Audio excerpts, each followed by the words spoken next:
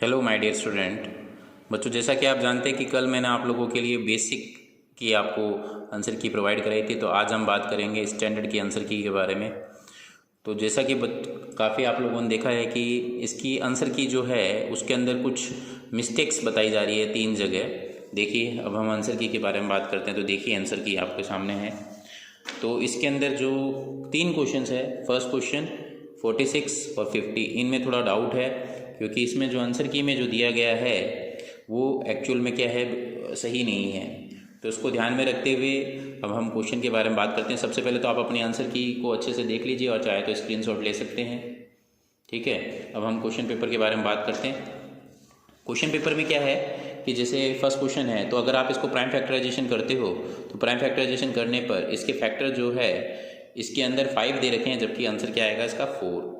ठीक है, इसी तरह से आप लोग इसको सॉल्व करेंगे तो द ग्राफ ऑफ इस तरह से कट है। तो इसमें क्या है कि वो टच जो कर रहा है वो 3 पॉइंट है, 2 उसी पर ही है, तो 3 और 2 5 हो जाएंगे इस पर। इसी तरह से थर्ड क्वेश्चन के बारे में बात करें तो थर्ड क्वेश्चन में क्या है कि इन दोनों इक्वेशंस को आप सॉल्व करेंगे तो -1 और 2। इसी तरह से आप इसको सॉल्व करेंगे, इक्विलेटरल ट्राइंगल के हैं तो के की वैल्यू फाइंड आउट करनी है। तो इसको अगर आप सॉल्व करेंगे तो आपके पास क्या वैल्यू आएगी, -√3। इसी तरह से इसको जब सॉल्व करोगे, रेशियो निकाल के चेक करके देखोगे, क्योंकि पूरे ट्राइंगल से कंपेयर करें, क्योंकि ट्राइंगल ABC पूरे ट्राइंगल से ले रहा है, ये 2 + 3 5 हो गया। तो पूरा ट्राइंगल 5 है, तो पहले बड़ा वाला ट्राइंगल है फिर छोटा वाला ट्राइंगल है, तो डेफिनेटली 5 और इस 2 का स्क्वायर करोगे तो एरिया रेशियो वाला फॉर्मूला अगर आप लगाते हो तो 25/4। इसी तरह से इसका निकालोगे तो आपके पास ये वैल्यू आ रही है। ठीक है, इस तरह से आप लोग चेक कर सकते हो। अभी मैं आपके आंसर की के बारे में डिस्कशन कर रहा हूँ और जो डाउटफुल है उसके बारे में बता रहा हूँ। ठीक है, तो आप सॉल्व कर सकते हैं इसको। इसी तरह से एरिया ऑफ क्वाड्रेंट आपको जिसके अंदर सरकमफ्रेंस आपको गिवन है, सरकमफ्रेंस से सबसे पहले रेडियस निकाल के क्वाड्रेंट निकालेंगे तो आपके पास 616 आ जाएगा।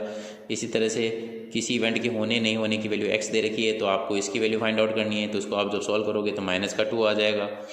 इसी तरह से बच्चों इसको जब सॉल्व करोगे तो आपके पास 19 मीटर पर मिनट आ जाएगा। इसी तरह से इनके पॉइंट को काउंट करो, 1 2 3 पॉइंट हो गए। ठीक है, इसी तरह से इसको जब सॉल्व करोगे तो -12x प्लस का 8y प्लस का =7 आ जाएगा। ठीक है, इसी तरह से जब आप इसको सॉल्व करोगे 3 वर्टिसेज ऑफ पैरेललोग्राम, तो इस तरह से आपको ये दे रखा है, तो मिसिंग वर्टिसेज निकालना है तो आपको मिड पॉइंट फार्मूला लगाना है इसमें। तो mid point of AC = mid point of BD आप लगा देंगे तो उससे आपका वैल्यू निकल जाएगा 9। ठीक है, इसी तरह से ये आगे वाला क्वेश्चन जो दे रखा है, ट्राइंगल के अंदर ये कोरस्पॉन्डिंग एंगल जो है आप लोगों को इक्वल दे रखे हैं, रिलेशन दे रखा है, तो इसमें कौन सी प्रॉपर्टी लगेगी, क्या इसके अंदर सही है। तो सिमिलर तो होंगे बट कॉन्ग्रुएंट नहीं होंगे। इसी तरह से इसकी वैल्यू दे रखी है, cos की वैल्यू पूछी है, तो इसको आप सॉल्व करेंगे तो सेम ही वैल्यू आ जाएगी, सॉल्व कर लेना। इसी तरह से ये मिनट हैंड वाला है, इसके बीच में 10 से 10:25 के बीच में आपको बताना है कितना होगा इन 15 मिनट में, तो थीटा 90 आ जाएगा।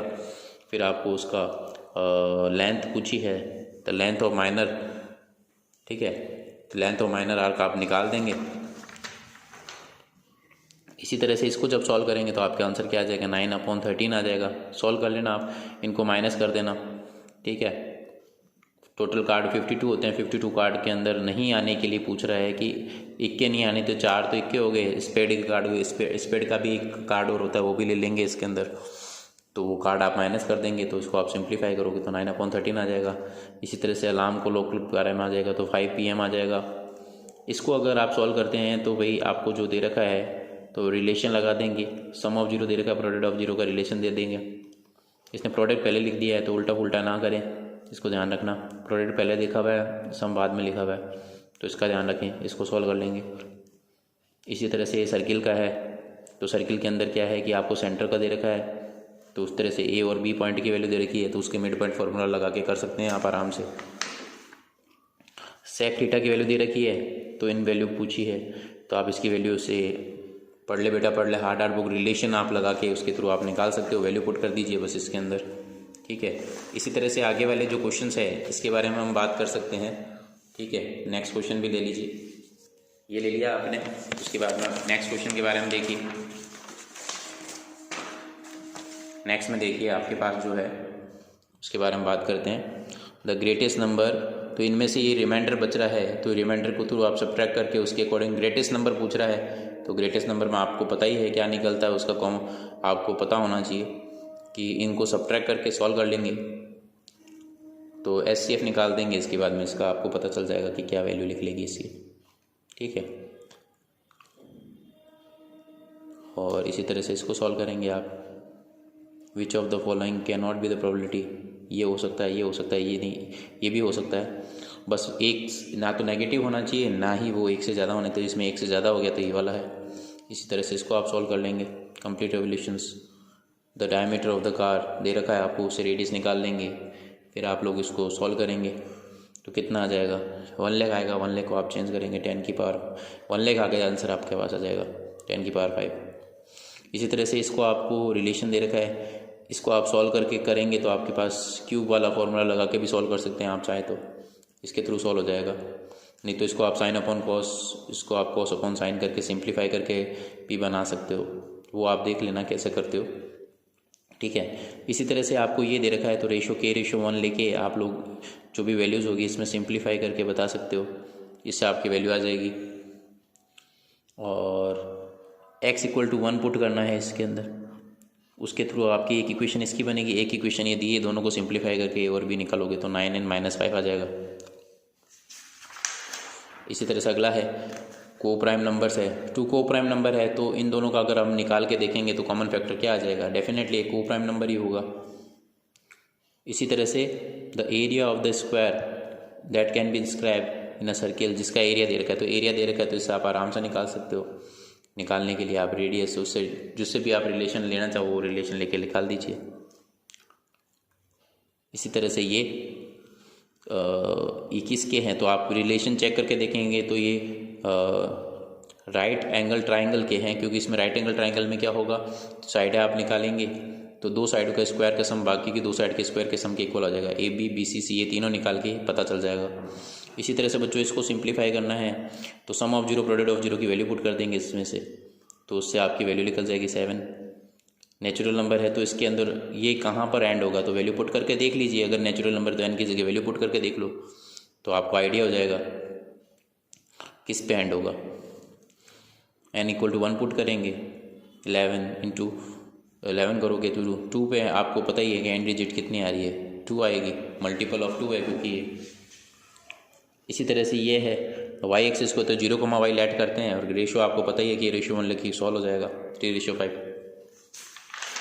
नेक्स्ट क्वेश्चन देखिए, आपको ये p की वैल्यू दे रखी है, ये q की दे रखी है, तो दोनों का स्क्वायर करके सब्ट्रैक्ट करके सॉल्व करोगे तो आपके पास ये वैल्यू आ जाएगी। इसी तरह से ये perimeter of that square the ratio पूछ रहा है तो इसको आप निकाल के देखोगे तो 7:22।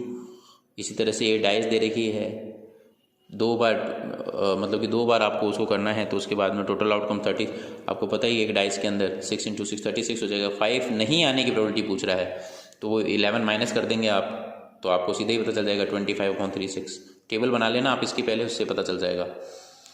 और LCM ऑफ 2 नंबर आपको दे रखा है which can not be possible, SCF LCM दे रखा है तो इनमें से SCF कौन सा पॉसिबल नहीं है आपसे ये पूछ रहा है।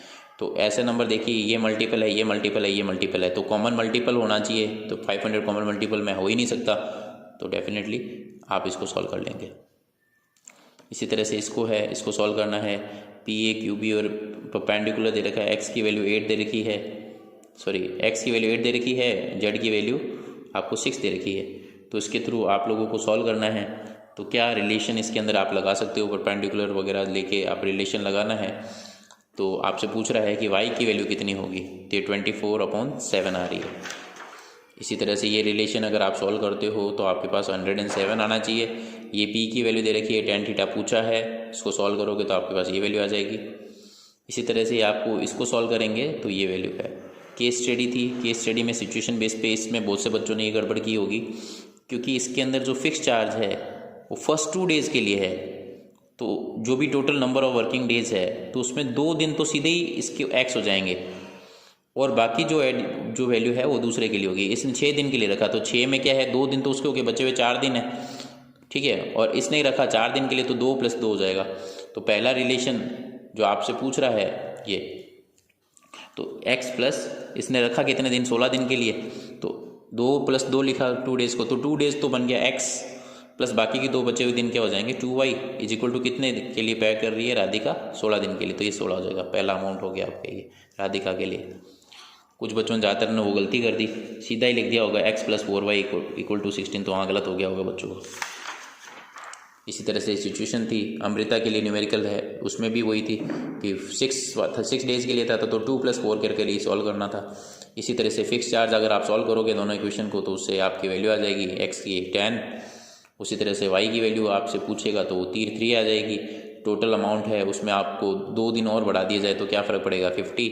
इसी तरह से इसमें क्या है कि एक मिस्टेक थी, दूसरी केस स्टडी के अंदर एक मिस्टेक थी कि इन दोनों ट्रायंगल को अगर आप सॉल्व करते, क्योंकि पैरेलल है तो डेफिनेटली जेड शेप आपको नज़र आ रही है, तो ए या फिर वर्टिकल अपोजिट ले लो एक, तो ए सिमिलरिटी से हो रहा है ये, जबकि इसके अंदर ये एस दे रखा तो ये गलत है आंसर की में। ठीक है, इसी तरह से इसको आप सॉल्व करेंगे तो इसमें जब आप इनका रेशियो चेक करेंगे तो 1:4 आएगा। इसी तरह से इसको जब आप सॉल्व करेंगे तो CD जो है CD/AB जो है वो 4/1 आती है, या CD = 4AB आता है। इनको जब आप सिमिलर करते हैं तो दोनों ट्रायंगल सिमिलर हो गए।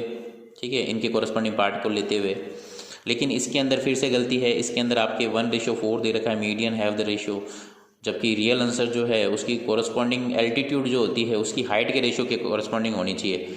ये एरिया रेशियो है तो डेफिनेटली इसकी साइड के रेशियो जो है 1/2 होंगे, तो उसको अगर आप सॉल्व करके चलें तो उसके अकॉर्डिंग होगा, तो आपके 1:2 है। 2 सिमिलर ट्राइंगल है तो एरिया सिमिलर ट्राइंगल थ्योरम अगर लगाएं तो ये रूट हो जाएंगे दोनों के, तो हमारे पास 1:2 आएगा। और आप अच्छे से बेसिक प्रोपोर्शनलिटी थ्योरम पढ़ चुके हो जिसमें हम प्रूफ करते हैं, तो उसके अंदर हाइट भी आप लोगों ने देखा होगा, कुछ को हम लेके चले थे तो वो भी वैल्यू कितनी आई थी, उस रिलेशन को हम यूज़ कर सकते हैं इसके अंदर, परपेंडिकुलर का रिलेशन, या कुछ न्यूमेरिकल वगैरह में भी अगर आपने सॉल्व किया हो तो ये रिलेशन यूज़ कर सकते हैं। ठीक है, तो ये वैल्यू आप लोग यूज़ करेंगे परपेंडिकुलर वाला। ठीक है, तो ये वैल्यू आ जाएगी 1:2 उसके बेस पे क्वेश्चन से। तो ये ओवरऑल आपके सिनेरियो है जो आप देख सकते हैं।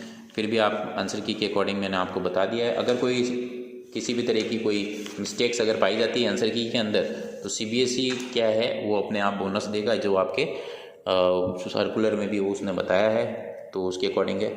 आई होप आप लोगों ने बहुत अच्छा पेपर किया हो और उम्मीद करता हूँ सारे बच्चे अच्छे से अच्छे मार्क्स लेके आएँ। ठीक है बच्चों, मिलते हैं नेक्स्ट वीडियो में, जब तक के लिए बाय।